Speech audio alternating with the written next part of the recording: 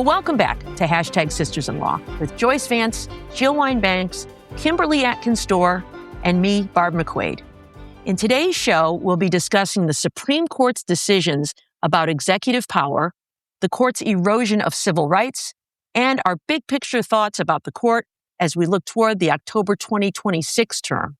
But first, sisters, we're back together. It's been a while since we've had all four of us together, and I wanted to talk with you about America's 250th birthday.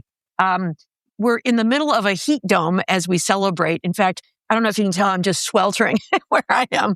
But, I feel like President Trump has tried to appropriate the flag, patriotism, and America's 250th birthday. I remember fondly 1976 when we celebrated the 200th, and it wasn't at all about the president or about politics. It was about loving what's great about America. And so I'm just wondering what your thoughts are as we celebrate the 250th. Jill, what are you thinking about as we celebrate the 250th? Well, I'm with you, Barb. I remember 1976. I was on the mall watching fireworks with my Watergate partner, Rick Membanisa, and it was a joyous national event. It was not being hijacked by a narcissistic president. And it's really ruined it for me. I'm wearing, I don't know if everyone can see. Yeah, I'd love to see you rocking the patriotic But gear. this is That's made great. by a kindergarten grandchild of one of my friends. And it's the most adorable thing in the world. And I am patriotic. But as part of my patriotism, I'm going to do everything in my power to keep on getting the facts out and to take down the Republican MAGA base, because we need to go back to 1976 when we had real liberty and freedom and real patriotism on both sides of the aisle. So I'm not feeling very celebratory. I'm going to spend tomorrow with friends we weren't even barbecuing because it's way too hot to cook. I'm ordering in chicken and ribs because it's just what we have to do. Sounds pretty good. How about you, Kim? You're there in D.C. You're going to be on the mall? I will not be on the mall for a million reasons, including the fact that it's 100 and some odd degrees here. And I will be in having as quiet as possible of 4th of July at home and spending some time overnight with a very drugged up Snickers whose little nervous system cannot stand fireworks. And this year, as you may know, the fireworks here in Washington, D.C. will be 50 times what they normally are, and they won't start till after 11. So nobody's getting any sleep on the 4th of July in this house. But aside from that, for me, the 4th of July still is important to me. As somebody who has been in this nation, whose family has been in this nation for 10 or more generations, as someone whose ancestors helped build this nation literally with their bare hands, as someone who have family members going back to the Civil War who volunteered to fight for this country, as someone who is the daughter of a union worker who fought hard to make sure that workers in this country are paid a fair wage, and who always flew the American flag out in our house. And to this day, in the house, my parents' house, a flag still flies alongside my dad's Marine flag.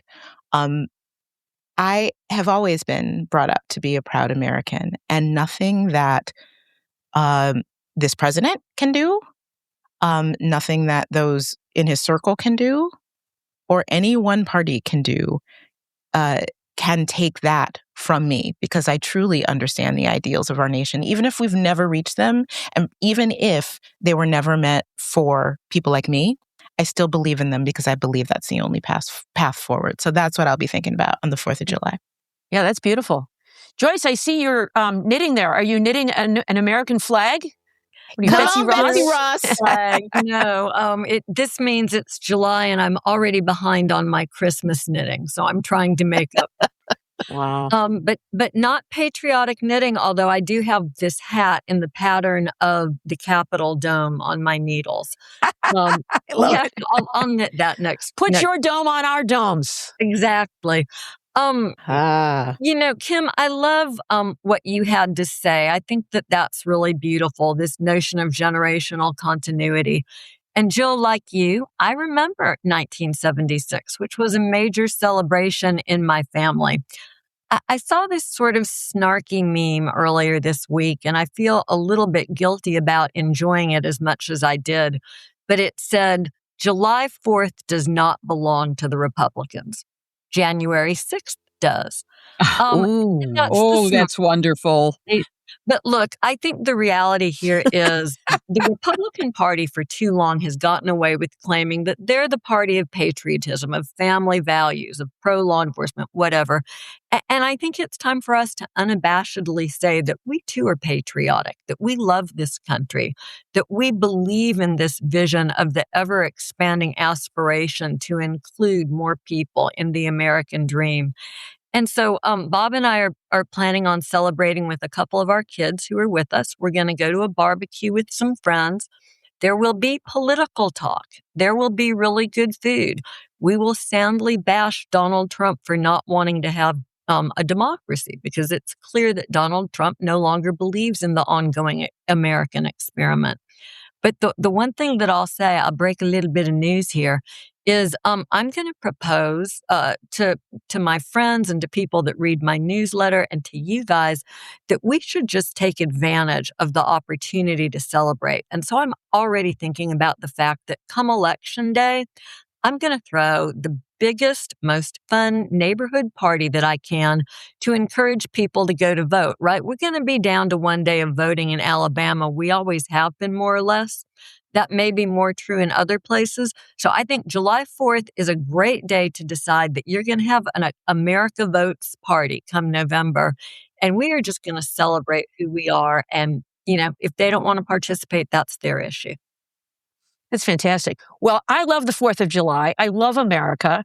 And I don't think that we allow anyone else to appropriate our holiday. It belongs to all of us.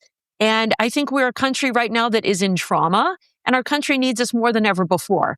So if you love America, show it by celebrating and by working toward a more perfect union. And we all have a lot of work to do, whether it's throwing a party or encouraging people to vote or having those difficult conversations with friends and family about just how much trauma our country is going through right now. But what makes America great is our ability to change. And so onward to a more perfect union. And please keep Snickers in your prayers, y'all. It's not going to be easy for her.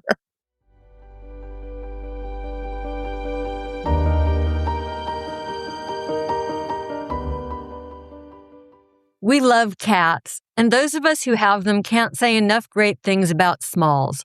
Like a lot of you, for the longest time I thought that the cat kibble they had in the grocery store was the way to go. It's right next to all the food I buy for my family. So it has to be good, right? Wrong.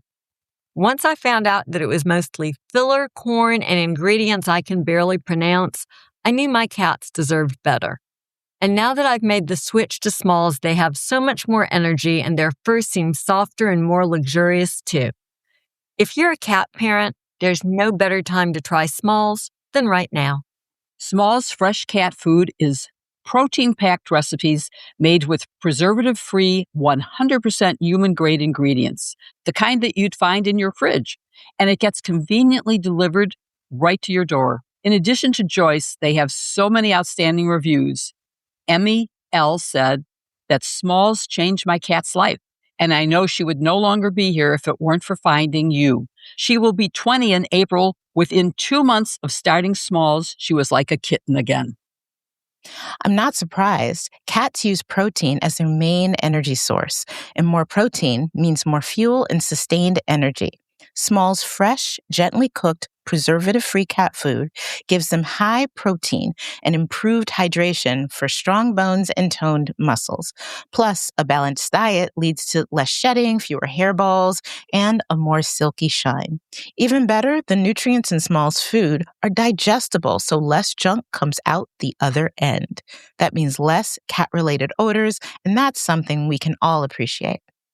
Wow, I want food that gives me high protein, strong bones, toned muscles, and a silky shine. Maybe I ought to try Smalls. After switching to Smalls, 88% of cat owners reported overall health improvements. And the team at Smalls is so confident that your cat will love their product that you can try it risk-free. That means they will refund you if your cat won't eat their food. So stop serving your little carnivore a bowl of processed shortcuts. For a limited time, because you are a hashtag Sisters-in-Law listener, get 60% off your first order, plus free shipping and free treats for life when you head to smalls.com/sisters. One last time, that's 60% off your first order, plus free shipping and free treats for life when you head to smalls.com/sisters. The link is in our show notes.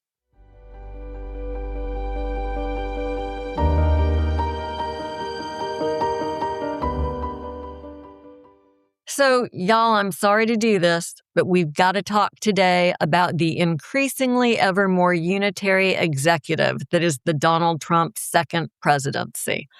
And that's at the door of the Supreme Court. They did a lot to expand presidential power this term. They did it both early on and here at the end. They dumped some of the big ones on us. In 3 of the big end of the term cases, Trump acquired a lot more power. There's Barbara, the birth citizenship case. Cook and Slaughter about the Article 2 power to fire leaders and board members of quasi-independent executive branch agencies. I mean, there's a lot to unpack here, and something I've been thinking about a lot is that when the outrages come as thick and as fast as these have, it's difficult to really register all of them. In some ways, the outrages become incorporated into what we accept as a new normal because we just don't have time to pause and think them through. I thought we would do some of that today. And Barb, I thought we would start with the birthright citizenship case. I suppose it's reassuring to learn that presidents can't rewrite the Constitution with a Sharpie marker or an executive order. But beyond that threshold holding, I've got to ask if you were surprised by the outcome of this case. Well, I wasn't surprised by the outcome, but I was surprised that it was 6-3 and that it was 5-4 when it comes to the interpretation of the 14th Amendment. I mean, this is the amendment to the Constitution that says all persons born in the United States and subject to the jurisdiction thereof shall be citizens of the United States. That's pretty clear. What Trump did, of course, with his executive order is take that language, subject to the jurisdiction thereof, and say that excludes people whose parents are undocumented and are not in the country lawfully. So if you're born here and your parents aren't lawfully here, you're excluded. Think about what the opposite of that would have meant. So if you are an undocumented person, that means you're not subject to the jurisdiction of the United States. Chief Justice Roberts mentions this in his majority opinion. That would mean that if you're an undocumented immigrant, you get the same treatment as diplomats. That means you can't be arrested. You can't be charged with a crime. How could you even be deported? And so that language is just outrageous to make that distinction. But we had a rejection by the majority, and we go back to this idea of birthright citizenship. And, of course, there are some critics who are saying, oh, they've ruined America by deciding that people born here are now citizens. No, this has always been the case since the 14th Amendment was ratified at the end of the Civil War. And, interesting story. One of the things throughout our nation's history is we have welcomed immigrants. We are a nation of immigrants. And I don't know if all of you have been following the World Cup, but there's a great birthright citizenship story in the American World Cup team.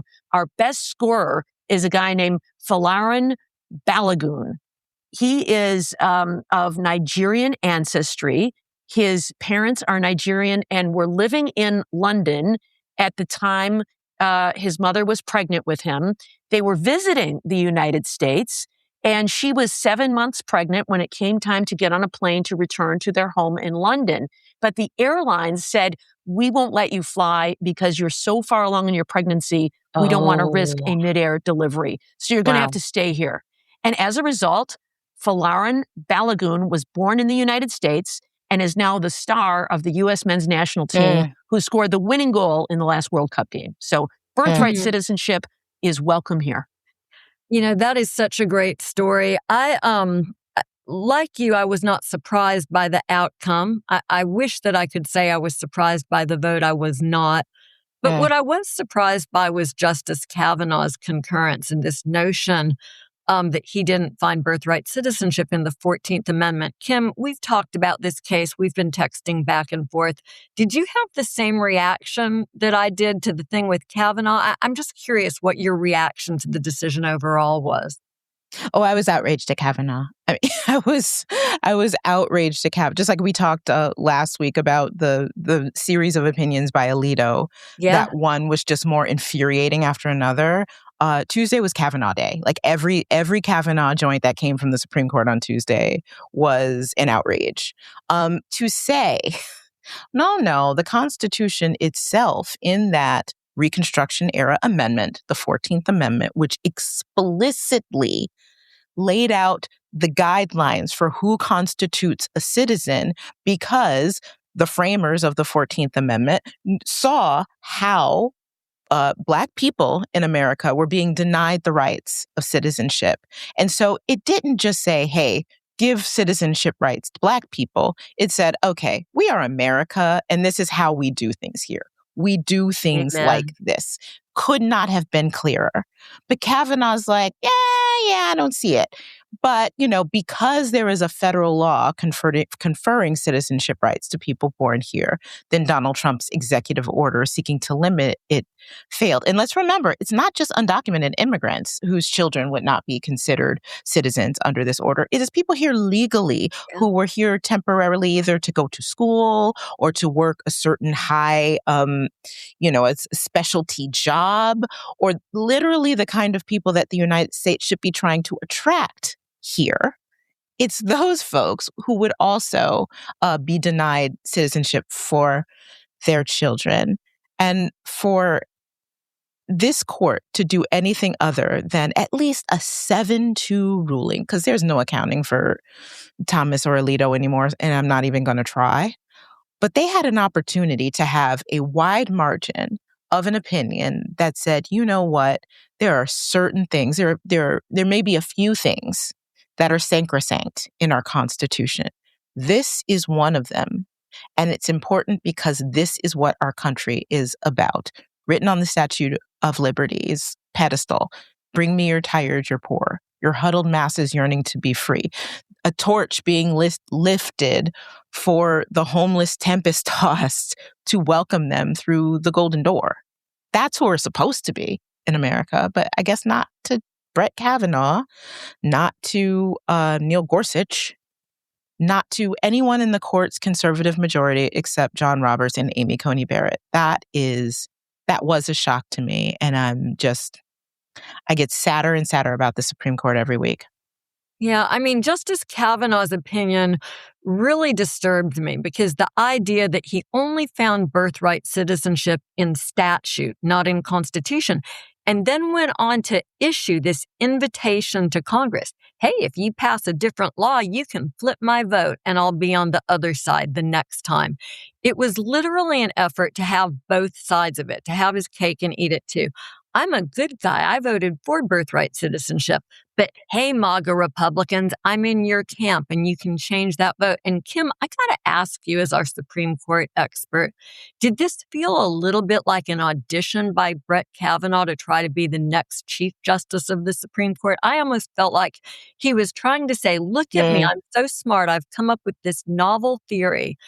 And at the same time, I found it to be not satisfying, deeply disturbing. And if you're a textualist, you should be as offended by Brett Kavanaugh's opinion as I am. I mean, he had something in it for everybody to hate.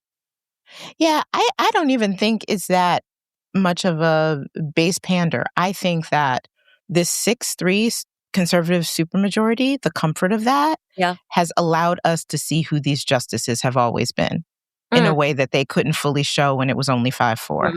I think they vote this way because that's what they truly believe. And I think you are seeing, the wheat being separated from the chaff. I think this is what Kavanaugh believes. I think he doesn't care, and, he doesn't care what it means for America and even the black eye that it's giving the court. This is how he sees the way that immigrants and foreign nationals in our country should be treated, and he's voting from that. I can't come to any other conclusion. Mm. Well, Jill, what stands out to you in this case? The same thing that you two are discussing right now, which is Kavanaugh's concurrence, where he agrees with the outcome but not the reasoning.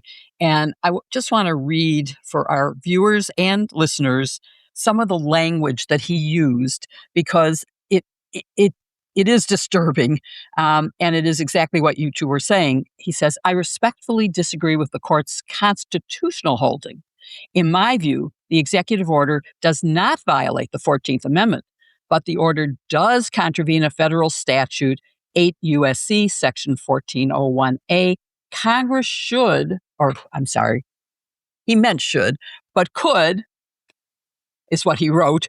Congress could, consistent with the 14th Amendment, amend Section 1401A or otherwise enact new legislation establishing exceptions to birthright citizenship for children born to foreign citizens unlawfully or temporarily in the country.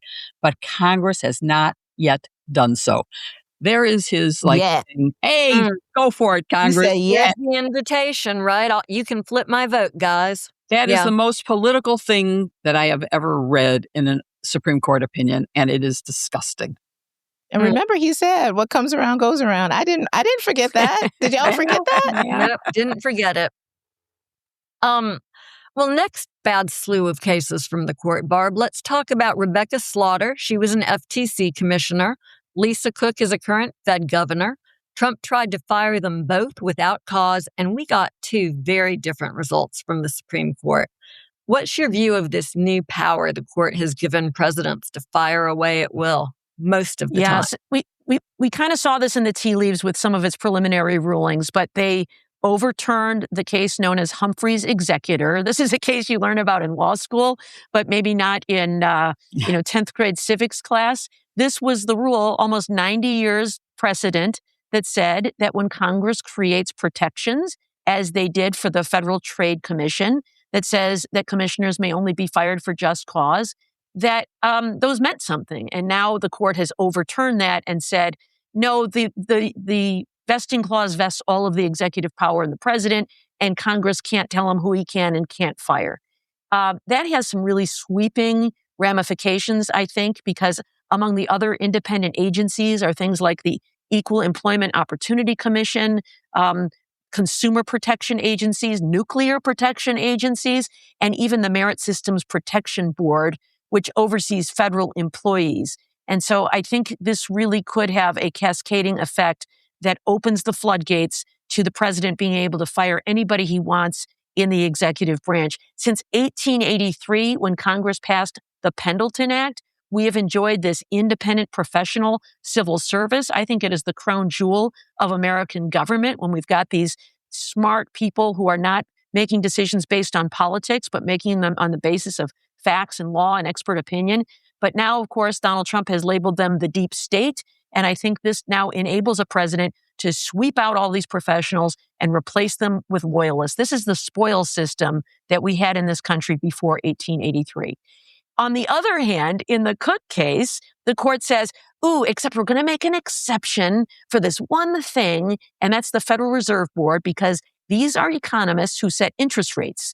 And if we have political interference in the setting of interest rates, that could really blow up the economy. And we don't want that to happen, because that's really important to us, because we got a lot of money in the stock market. We don't want that to blow, is what I imagine them thinking. Aren't all of these agencies important? Right. Isn't the forget the consumer protection. Consumer Even, protection agencies. Who cares if your crib kills your baby? Go for it, President. But the stock market, that's really important. So don't blow that. Even Amy Coney Barrett, to her credit, says in her opinion, you can't have it both ways. These are logically irreconcilable. So she at least has that intellectual integrity. But I think Cook is an aberration and Slaughter is a disaster for the federal civil service.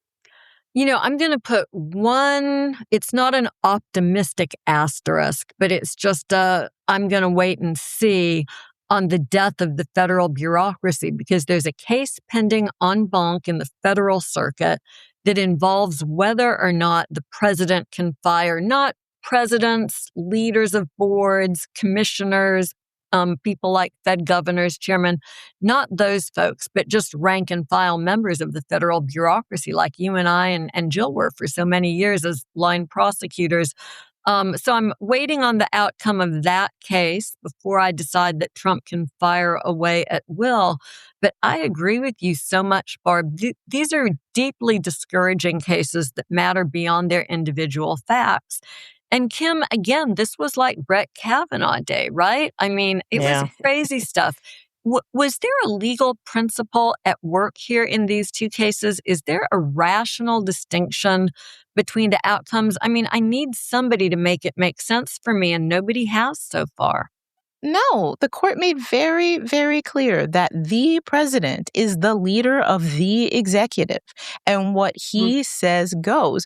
The only Kavanaugh exception, the only basis for the Kavanaugh exception is, that's true, but please don't crash the stock market for me. And so I don't lose my loot, because they know that giving Trump the reins of the Fed would probably do that. It would probably destroy the economy, and they don't want that to happen. So they created this, oh no, we go back to our history, and, the national banks have always operated independent. Get out of here. All these agencies have always operated independently. And what makes it crazy for me is Mr. Statutory construction here, as we've discussed. The Congress created these agencies. And they set the rules as to how the leaders work, how they are chosen, how they are confirmed, and how they may be dismissed. But in that case, what Congress says doesn't matter, right? It's very convenient. It's very convenient that he's able to do this. I believe this is just, with one exception of a agency that they care about a lot, because they don't want the economy to tank. We see how much they made in their disclosures that they released in the busiest week of their term. They all made a lot of money. That's the only distinction that I can make here. There is no, and that's what I'm trying to express to our listeners and viewers about this. It's not just that we don't like how these cases came out. Yeah. It's that when you don't have any guiding principle that you can nail down, that when they are not creating rules that they themselves follow, it is difficult for judges, the American people, anyone who wants to rely on what the rules actually are, to even know what they are. And in that sense, they are creating chaos in jurisprudence. Like, if I were a lower court federal judge, I wouldn't know how to read these cases and know what principles to apply, because the Supreme Court keeps it so inconsistent. It seems that they find a way to get to the result that they want in each case, and they don't look farther beyond that. And that's devastating to our rule of law. It really is. I just don't think anybody can say it better or more plainly than that. That's a perfect assessment of what's going on here. Jill, let me see if there's one area where we can give the court high marks or not.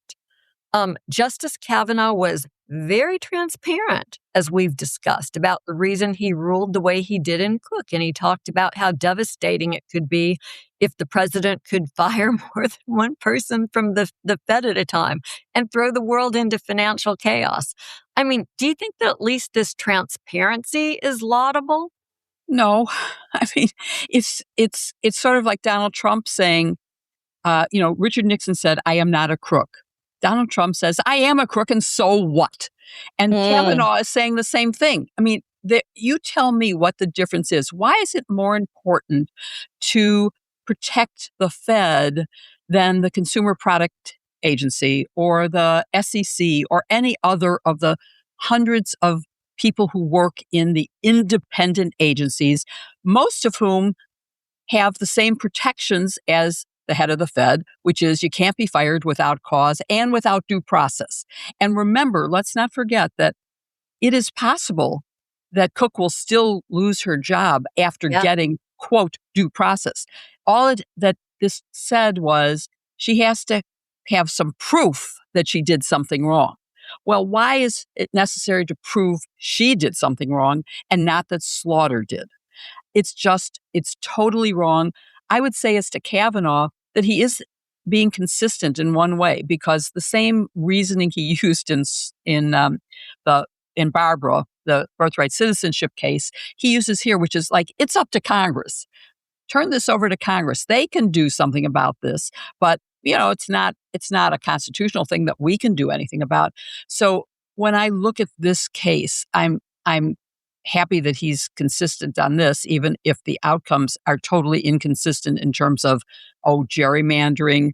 It's okay for the Republicans to do, but not the Democrats. And the same thing here. There's no logic to this. And I think that, Barb and Kim are absolutely correct. And I want to save some of this discussion for when we talk about our overall view of what's happened in the court this year, because I think looking at consistency and inconsistency is what we need to talk about in that sort of overview of the court.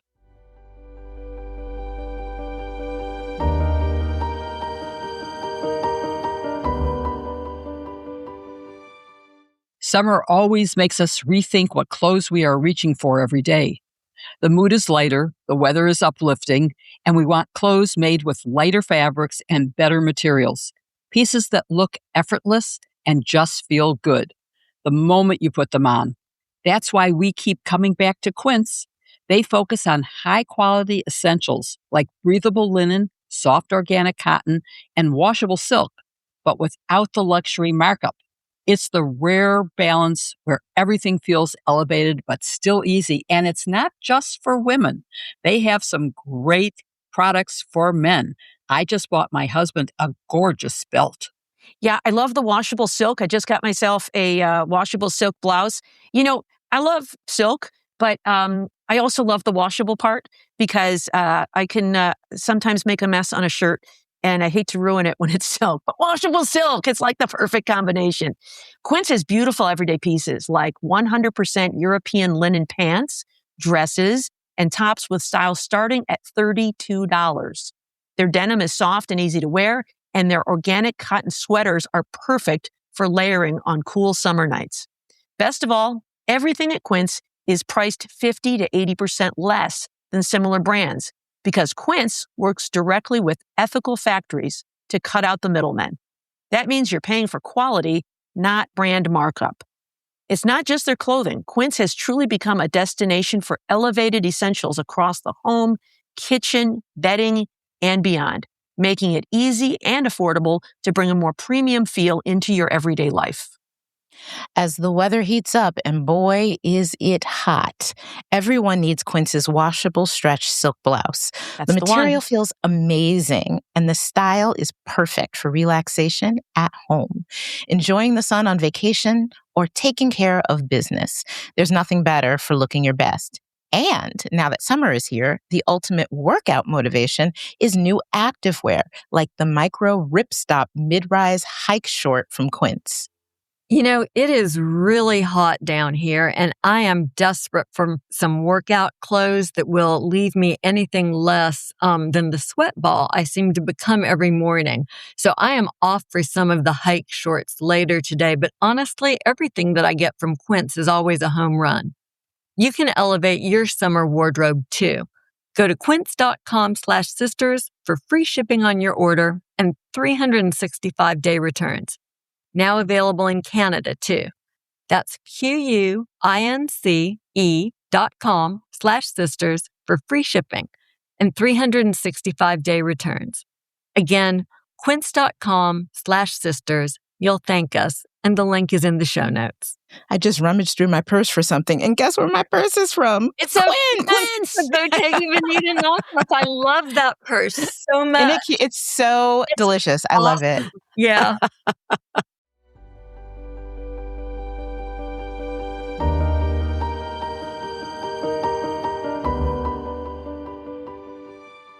Well, the bad Supreme Court news does not stop there. This term has been a terrible one in terms of civil rights, and in particular, the right to vote, which has been hard fought, and also the right not to be discriminated against, especially if you are in the LGBTQ community. the court dealt really tough blows to both of those things. We still haven't had time to fully absorb all the ways that the Calais decision really set voting rights back by generations before the court dropped another little bomb on us, lifting one of the few campaign finance restrictions that remain, and that was the one that prohibited campaigns from coordinating with parties on spending. At the very least, they held that if you mail your ballots by election day and postmark them by election day, they can still be counted. So, small thanks for that. Let me go to you, Joyce, because these rulings were ostensibly made for constitutional reasons. For the Calais decision, obviously, was an equal protection case. When it came to campaign spending, that was based on the First Amendment, and the mail-in ballot case involved the elections clause. But I'm really suspicious because somehow they found a way to rule in a way that seems to closely align with GOP objectives. Yeah. Really nicely, because even in mail-in balloting, it's Trump who doesn't like it. Republicans like it. Let's be really clear. Most Republicans vote by mail. So am I being too conspiratorial here, Joyce? No, Kim. No, you're not being too conspiratorial here. I mean, it feels like politics is the principle. And that's not what we should expect from the Supreme Court. And Calais is a great example of what's going on here. Calais and the fallout, which we've discussed. Just a few years back, the court explained it lacked jurisdiction to consider political gerrymanders, but it expressed distaste for them. And this year in Calais, the court is embracing them. Well, man, it's just a political gerrymander, so it must be okay. And then the next level case after Calais, not to beat a dead horse here, but I'm going to because it's personal and I think it illustrates the point you're making perfectly. The next thing that happens after Calais is the Alabama case, Milligan, where the Supreme Court signs off on an Alabama map that was essentially indistinguishable from one that they said that the state couldn't use just a couple of terms back because it discriminated on the basis of race. It discriminated intentionally against Black voters. Yes, intentionally. The 3-judge panel found intentional racial discrimination. But now, if you're the Supreme Court of the United States, all is forgiven. Alabama can go back to its old ways. And that does not sound like constitutional principle to me. It sounds like concern. The Republicans want that second Black opportunity district that the court created in Alabama. They want it back because they're concerned about the tally in the House of Representatives. Justice Sotomayor got it just right. In dissent, she wrote, "The majority disregards both democratic values and the rule of law." And that pretty well sums up what's happening here. So, Barb, Jill, do you want to talk me off the ledge? I would like to talk you off the ledge, but I can't. I want you to come in from the ledge, but, we can't offer much comfort, I'm afraid.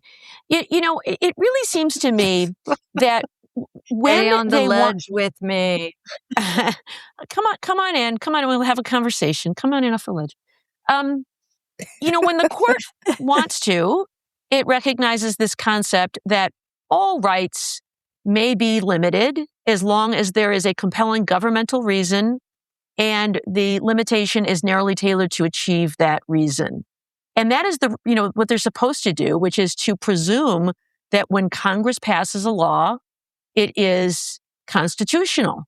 And they should try to hold it in the light most favorable to upholding it, only if it is not for a compelling reason or it is not narrowly tailored to achieve that, should they strike it down as violating some constitutional right. But when it comes to things like campaign finance, they're just absolutist about First Amendment. Speech is free, money is speech, First Amendment.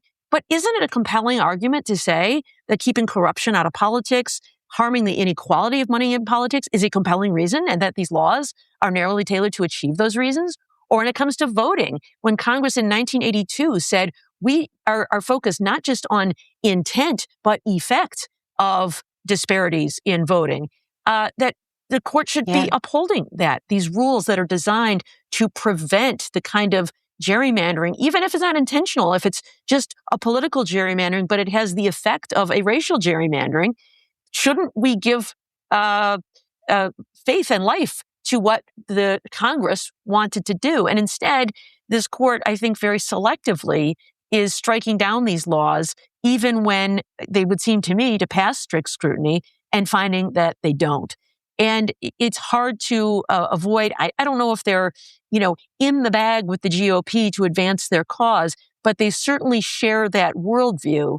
And they're deciding cases, in my view, that they're applying different standards in certain kinds of cases than they are in other kinds of cases, to the detriment of the voting public. And I think that is what is so harmful about these decisions on voting rights and campaign finance. So speaking of not keeping it consistent with the way that we've done things in the past, there's a lot of Supreme Court precedent that holds that the Equal Protection Clause protects against discrimination on the basis of sex. Yet, they allowed bans against trans youth playing sports, trans girls playing sports in Idaho and West Virginia to stand. There were two different kinds of challenges here. One was based on Title IX, which is the federal statute that prohibits discrimination in schools that receive some sort of federal funding. That argument failed by a wide margin, essentially because the challengers in this case conceded that in some circumstances, you can discriminate on the basis of sex. I mean, the very reason that we have boys and girls sports teams is a differentiation. And because they conceded that, even some of the liberals joined the decision saying that that claim failed. But on the equal protection claim, they said that it was essentially, the reasoning was that it's more important, I'm paraphrasing, to protect girls from the possibility of being harmed physically or competitively by playing against trans girls than it is to protect one of the most vulnerable populations in our country, which have terribly high depression and mental health issues, rates of depression and mental health issues, terribly high suicide rate, and who have a tough enough time trying to fit in school, to have stripped away one of the most important experiences that you can have in school.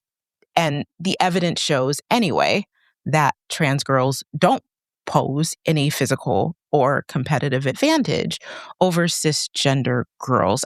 You can tell I'm hot about this, Barb. You're our sports expert. Tell me, what did you make of all of this? Yeah, first, I think this case is going to go down as the Dred Scott of transgender rights. Dred Scott, of course, is the shameful case involving a man who had been a slave, who had fled to Illinois, who filed a lawsuit for his freedom and was told you don't have standing because you're not a citizen. That was, of course, later remedied with the 14th Amendment. But I feel like I'm living in an old-timey history book when I read stuff like this. And of course, once again, written by Justice Kavanaugh. He's having a day. Yeah. He coaches his daughters in basketball, and that means he's a good guy. So how could he possibly be sexist or a sexual predator if he does that? But I think it's so much more nuanced than I think some of the debate allows for. And he says that he says that this is not a violation of the 14th Amendment. Justice Sotomayor writes a really great dissent, and I suggest people read it. In addition, there's a Northwestern law professor named Kara Engelhardt. I've had the benefit of hearing her speak before, and she submitted a amicus brief on this issue. And the point is this: what this decision does is it says, states, you can go ahead and ban transgender girls from competing in girls' sports. The end. You don't have to look at what the sport is or the age group or the level of competition. It's every sport, every age group, every level of competition. Blanket ban is all okay. And instead, what Justice Sotomayor says is, why aren't we treating this the way we treat all other kinds of decisions based on lines like gender lines or racial lines? When it comes to gender, typically the standard is what's called intermediate scrutiny. We've talked about strict scrutiny for gender because we don't have an equal rights amendment. We give a little more deference to lawmakers. And when it comes to gender, it is you have to show that the government had an important interest and that its statute was had a significant connection to advancing that interest. So if there's an interest in protecting girls or preserving competition for girls and women, that's valid. But let's make sure that in this application, that compelling interest is narrowly tailored to address the situation. And the case out of West Virginia involved an 11-year-old girl who's a transgender girl and wanted to compete on her school's track and field team. There were no cuts on this track and field team. She wanted to run. She would not be posing any safety risk to anyone else. She had not gone through puberty. In fact, she was using puberty blockers so that she had not yet obtained any sort of physical advantage over the other girls. And rather than look at this precise situation, instead they say, for every level of sports, it can be banned. And what this scholar, Kara Engelhardt, has written is, why do we presume one size fits all? Certainly there's a difference between, say, weightlifting and archery. Justice Kavanaugh talks about physical differences between men and women, like height, weight, strength, speed, endurance, and jumping ability. I don't think jumping ability matters when it comes to archery. Also looking at the level. If we're talking about elite Olympic level sports, and there are transgender girls or women who went through puberty as males, that may make a difference. But if we are talking about 11-year-olds who want to run track with their, in a participation league, what are we doing? Because there's a lot of other benefits that come from sports. And so I think that I hope someday, dissents are writing for the future. I hope that someday people appreciate the logic of what Justice Sotomayor puts out there, which is that we don't allow everybody to compete in every level. There really are some reasons to have men's and women's or boys and girls sports teams, but let's make sure those fit before we ban everybody from participation. And to that point, Barb, that's such a good point. And to it, in these cases themselves, the record that was before the court in the West Virginia case, the challenger was the only transgender girl who tried to publicly play sports in the whole state in the whole 5 years that this law has been in place. Yeah. So how are they said the state proved that they were narrowly tailoring their interest, this law, to the interest presented. Nobody. There's out of a recent NCAA report said that even at the college level, out of more than half a million athletes, roughly fewer than 10 are trans. So who is being threatened here? I think what it tells you is it really isn't about the case-by-case situation. What it's really about is legitimizing transgender girls or boys as part of the American family. And that's what they really want to prevent. Yeah, and the GOP is trying to villainize them, and the court goes along with this. So, Jill, the pièce de résistance of all of this is that now conservatives are touting this ruling as pro-girl and pro-women, that the Supreme Court is standing up for women. You are my ultimate authority about women's rights. Is that how this case landed for you? No. And the only place that you can see any cheering for this is in places like the Examiner, the Washington Examiner, which is a right-wing publication. There's no legitimate reason to say any of that. As you and Barb have been discussing, 510,000 athletes and 10 are trans. There's no real threat. I will say, though, it's not just the Examiner. My inbox, after I wrote my last column about this, was full of people that are like, I don't want my girls playing with, I want to protect my girls, and this protects girls. There are a lot of people who buy into this. It protects girls and women. They also probably read the Examiner, because let's look at some of the facts. There have been a lot of medical studies done. And recently there was one from the British Journal of Sports Medicine. And the bottom line of that is, I'm going to read it. It says basically, current medical evidence shows that testosterone suppression creates a level playing field. So that, again, this goes to the specifics. If someone transitions when they're 21 years old, there may be some residual effect, but it will go away because they are suppressing their testosterone and increasing their estrogen. And anybody who goes through and transitions from male to female when they are pre-puberty will have no advantages. So there's no reason why on a competitive level, and look, all of us are competitive in some way or another. I'm not athletically competitive because I suck at competition in athletics. Can we bleep out that word that Jill just said, please? Continue. It is not hurting anyone competitively. And there's no reason for this except blind discrimination and stereotyping and hatred that is so beneath us and takes us back to an era in America that we should not be in. It also is proof of why we need an equal rights amendment, which does not exist now and should exist. It takes us back to very bad times. So, yes, I am sorry, but we should not be having these discriminations. On an individualized basis, yes, could we look at if you're in a weightlifting category and you transitioned at 21, maybe you shouldn't be able to compete. Right. And I personally am one who thinks that we shouldn't have boys and girls sports. Why can't girls who are capable of, it's the same thing in the military.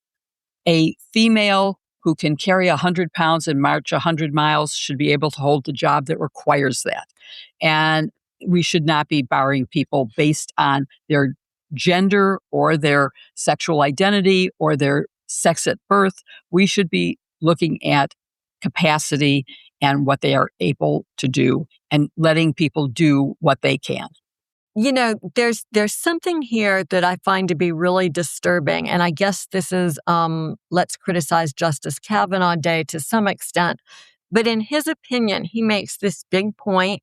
Barb said, he's the coach, he's the good guy. And he has a long diatribe. And then he says, no student athlete on either side of the issue, whether a biological female or transgender, deserves to be ostracized or vilified. But what I find so disturbing here is that this is a case about whether you can discriminate against transgender people. And my fear, and I think the fear in the dissent, is that the next case will be about, do you have to discriminate about transgender people? In other words, is this treatment mandatory? I think that that's where this is headed. And so for all of Justice Kavanaugh's pretty words, it's not a very pretty world that he contemplates.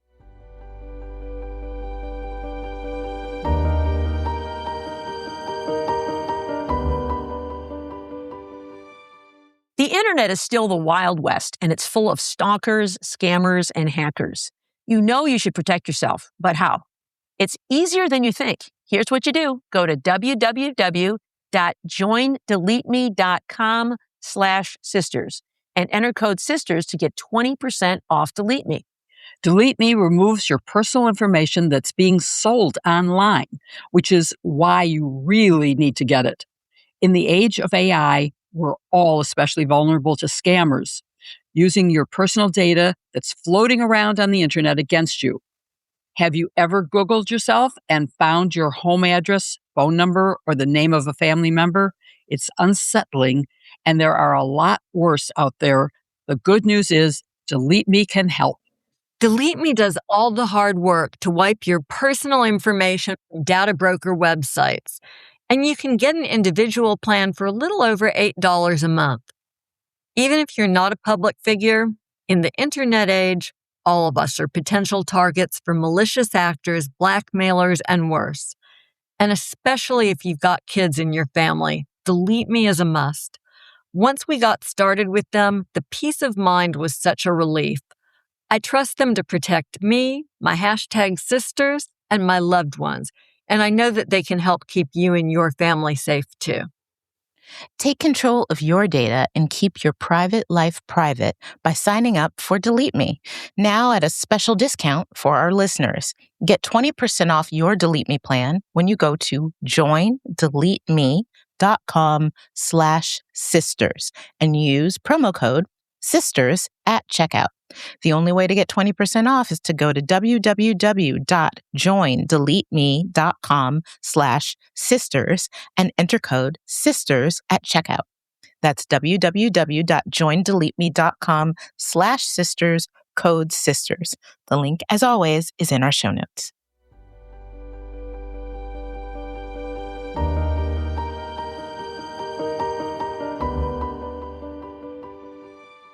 So, okay, I want to keep this discussion at like the 20,000 foot level, um, sort of talking in general about the Supreme Court term that just ended.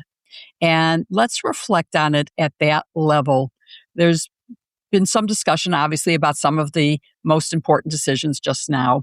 And Joyce, I want to start with you. And it seems to me that the methodology that has been used in analyzing and reaching decisions is driving things to, first of all, an outcome, and that it allows subjectivity in reaching the outcome.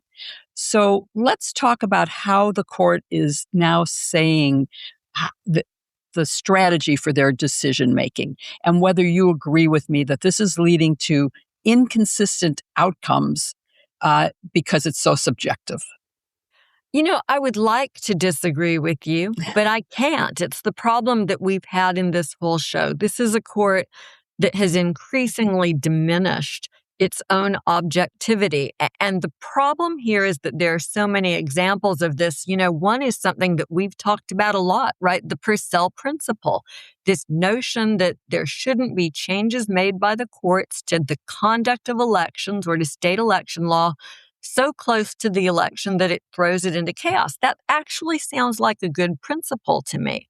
But the problem is, if it's Republicans whose votes are at stake, the court applies Purcell.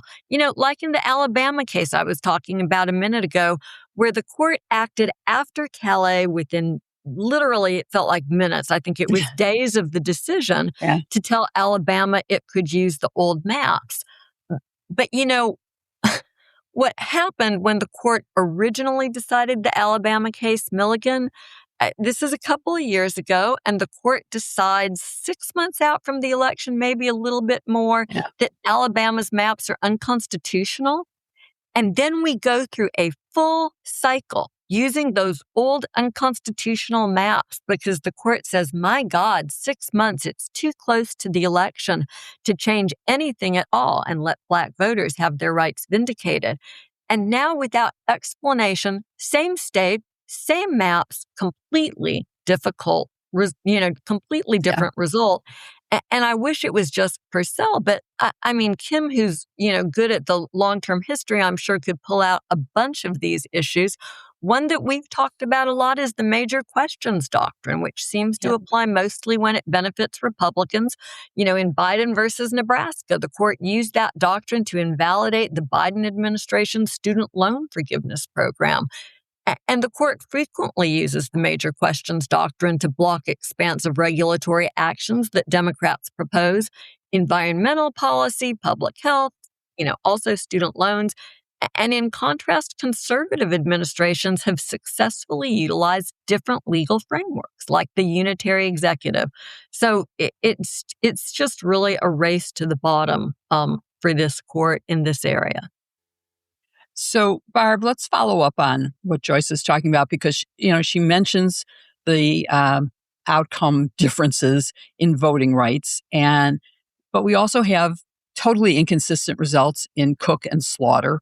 Yeah, you can fire one, you can't fire the other. And the inconsistency becomes a problem in my mind. There's a famous saying that is actually a misquote about consistency is the hobgoblin of petty minds, is how I've always heard it. It actually is sort of a reverse actual quote from Ralph Waldo Emerson. But do you think this inconsistency in outcomes is a problem for the court? I don't always expect to agree with the court's outcome, but I do expect them to use consistent methodology. And one of the things we've seen since the court adopted this concept of originalism, which only dates to like the 1980s, when in response to what they saw as legislating from the bench of the 1960s, this idea that we're going to look at the original public meaning at the time the language was adopted. We're going to look at the history and tradition of the rule. And to me, that really was a radical change from the kind of language courts had previously used, which was applying the evolving standards of a maturing society. Instead, we are going back And, if you want to advance a conservative agenda, you say, well, we got to look at the history and tradition of things, right? Back in the era when enslaved people were 3/5 of a person and women didn't count at all, right? I mean, this is the world that they want to look back to.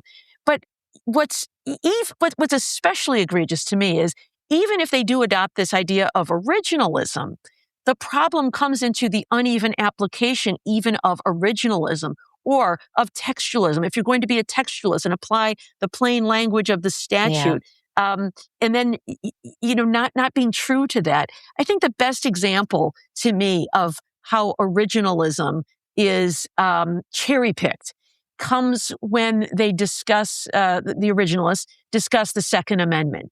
They completely obliterate the idea that there is the militia clause, right, that talks about being necessary to a well-regulated militia. We kind of throw that out. And rather than going back and looking at the history and tradition and common public meaning of a firearm at that time, of arms, which was, a one-shot musket that took another minute to reload, now next term, they're going to see whether it applies to AK-47s.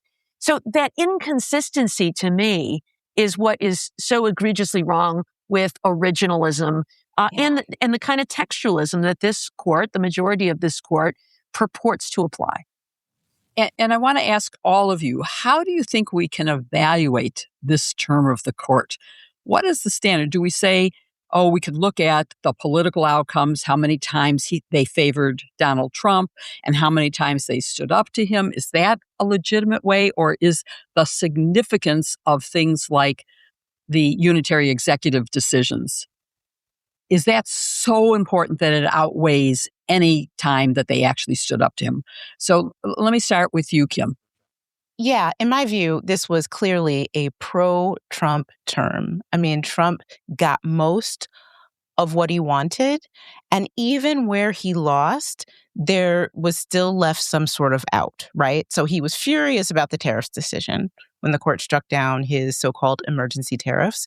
But even the court pointed out that there are other ways to impose tariffs, just not using this emergency power. And the White House immediately started working on other ways to impose new tariffs, and they already have imposed new tariffs. So, Trump still has power to impose tariffs. He just couldn't do it in this very specific way, right? Same way, apparently, on birthright. I thought birthright would be a, full stop rejection of that power. But they're like, if Congress acts, maybe.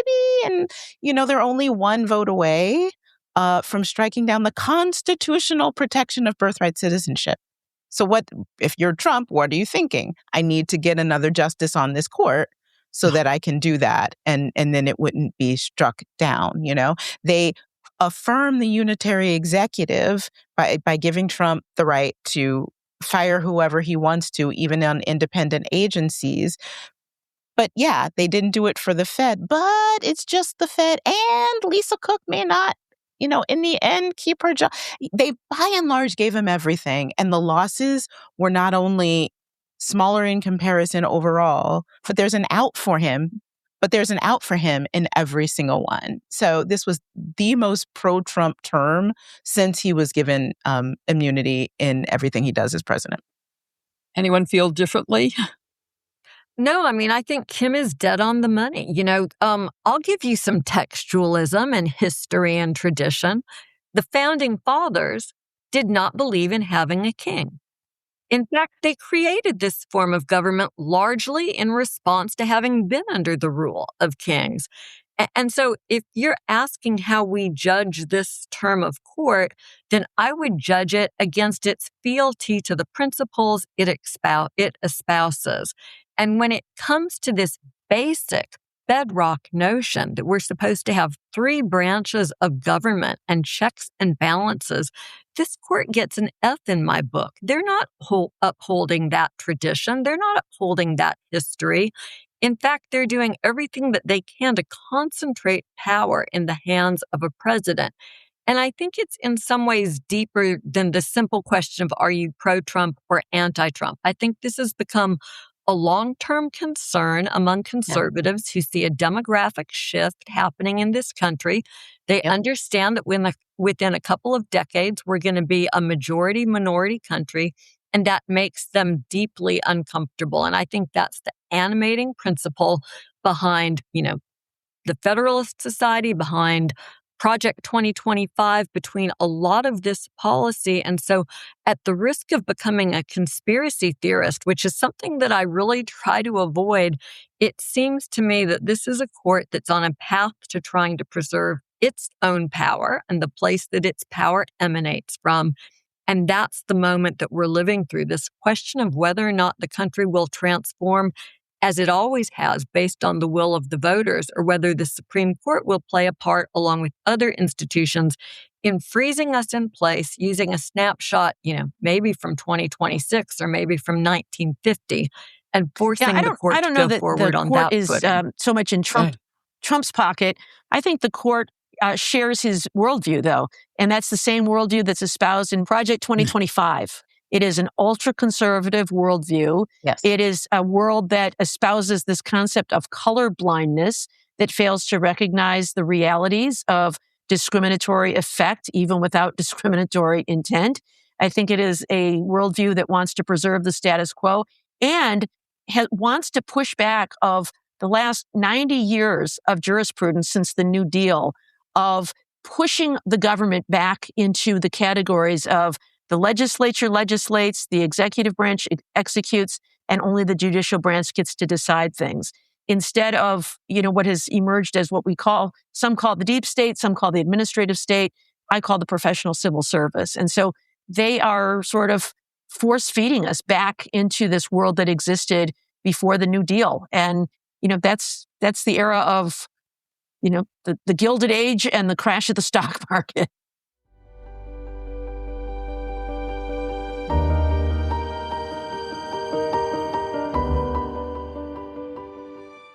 If you have questions for us, please email sistersinlaw@politicon.com or tag us on social media using #sistersinlaw. If we don't get to your question during the show, we'll try to answer it during our new show, Sisters Sidebar, every Wednesday.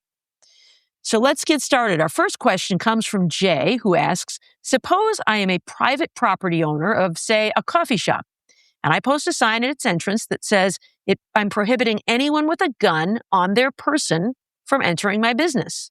Would this sign hold up under the court's recent decision in Wolford versus Lopez? Kim, what do you think about that? That's a really, really good question, Jay. So the Wolford decision struck down a Hawaii law that prohibited people from carrying concealed weapons onto private property, including stores and restaurants, without the express permission of the owner of the private property. They said that put too many burdens on gun owners, because a little old lady really needs to be able to carry her gun inside the grocery store when she goes to buy her eggs. But the situation you described would be different. That law would the owner is expressly saying out front to everyone who sees and enters, no guns are allowed on the premises. Private owners still, as of now, according to the Supreme Court decision, have the right to say that they don't want people to bring in concealed weapons onto their property. It's just the onus is now on the property owners. It is not a presumption that against carrying concealed weapons, and the onus is not on the gun carrier. So as of now, if you did that, that would still withstand Second Amendment scrutiny. But again, as we've mentioned, the court doesn't keep it consistent. So let's actually wait till we get that case and the court decides to be absolutely sure. All right, our next question comes to us from Dean Gallagher 65, Blue Sky Social, who asks, is there any reason that Congress cannot override Trump in passing the housing bill? The numbers seem to be high enough, so why don't they take that path? Joyce, you got a thought on that? So I think the answer to this one is pretty interesting, Barb, because the housing bill automatically becomes law even without President Trump's signature if we stay on this same trajectory. There's a rule under the Constitution that when a president doesn't sign or veto a bill within 10 days, excluding Sundays in that count, of it officially being transmitted to the White House, it then becomes a law so long as Congress is still in session. So you get that these counting rules are always a little bit squirrely. No Sundays, Congress has to be in session. But it looks like, the bipartisan legislation here, formerly known as the 21st Century Road to Housing Act, was sent to the White House on June 29. And then President Trump inexplicably paused the signing ceremony to demand that Congress pass the SAVE Act before he would sign the bill. But he never took that step of actively vetoing the housing bill. So as long as he continues to take no action, that 10-day period expires. I think it expires on July 10. It's, as I said, a little bit mushy to count. But on that day or about that day, the bill becomes a law, which is all that's necessary here. There is no need for Congress to go back into session and override the veto simply because there has not been a veto. Maybe there will be one before we get to the 10-day mark. But right now, the Housing Act will go into effect. Can I catastrophize a little bit here? Oh, gosh. The House is currently in recess. So there is some ambiguity as to what the House being in session means. Does that mean that the whole term of the House has not yet concluded? Or does that mean that lawmakers actually have to have their butts in seats in Washington, D.C. at the time? If that's not considered in session, then we get into the schoolhouse rock category of the pocket veto. Well, and to the point that you're making, right? I mean, they send the House home 2 days earlier than it was supposed to go for July 4, I think for this exact reason, to provoke that controversy. So Johnson will call them back. Johnson will make sure that they're back here. Yeah, they also do this thing now where they keep one person back to say they're actually still open to avoid that scenario. But I think you're right, Kim. It's never been tested. Does that count? The Senate does. Yes, does that count? So super interesting. Okay. The Senate does pro forma sessions every 3 days to stop recess the appointments. Light's still on. And man, the tricks that we have to employ. Well, actually, it's time that we did use those tricks. I just want to say that the Republicans have been doing clever things to overcome everything good that happens, and that it's time for us to use clever tricks to prevent bad things from happening. So I'm not an us versus them. I'm a good government person. So let's stick with that. Our last question, let's combine two. This is from Jeannie in New Jersey and Cynthia, who asks a similar question, who says, well, if Congress can establish independent agencies or regulatory federal agencies and place them in the executive branch, in light of the court's recent decision, could Congress just move those agencies out of the executive branch and into the legislative branch and then still get to call the shots? Jill, what do you think about that? So I love the idea, because it could work. And, Congress created these agencies so they could recreate them. They wanted them to be independent so they would have expertise and continuity over administrations and over congressional sessions. But if necessary, why not? I don't see anything in the Constitution that says that these agencies must be under the supervision of the president and the executive branch. And I just wonder how Donald Trump would react if he now not only can't fire people, but he has no control. He doesn't get to appoint people because it's not in the executive branch anymore. So I'm sort of all for it. Yeah, I think it's an interesting experiment, right? We have the Congressional, what do they call them? Accountability Office? Yes. I mean, that's an agency within the legislative branch. Why can't we have more of these, at least the rulemaking portions of the federal government within the legislative branch? Interesting idea. There's so many things that Congress has delegated because it doesn't have the time or expertise to do things. And so if you change the appearance, it's just a question of where they report, and why not? Well, thank you for listening to #Sisters-in-Law with Joyce Vance, Jill Wine-Banks, Kimberly Atkins-Storr, and me, Barb McQuade. If you enjoyed this podcast, please rate the show and send it to a friend. And be sure to follow #Sisters-in-Law on Apple Podcasts, Spotify, or wherever you listen to podcasts so that you never miss an episode. Join us every Saturday as we break down the biggest legal developments of the week. Then catch our companion podcast, #Sisters Sidebar, every Wednesday, where we answer your legal questions. Shop for #Sisters-in-Law totes and other goodies at Politicon, and follow us on Instagram at sistersinlaw.podcast. And check out the special offers in this episode's show notes from our sponsors, Smalls, Quince, and DeleteMe. See you next week with another episode, #sistersinlaw. May I say, I'm so glad that we are on video now because our listeners/viewers are able to see that when somebody makes a little pun, they can see Kim doing her Groucho Marx impersonation because that's it was a finger snap. It was a finger snap. Yes. Well, so that's so much more. That's so much better even than the Groucho Marx. I thought it was more like the drum roll, please. No, it was tell it. Oh, I see. I want the little duck to come down like Groucho Marx used to have with his cigar.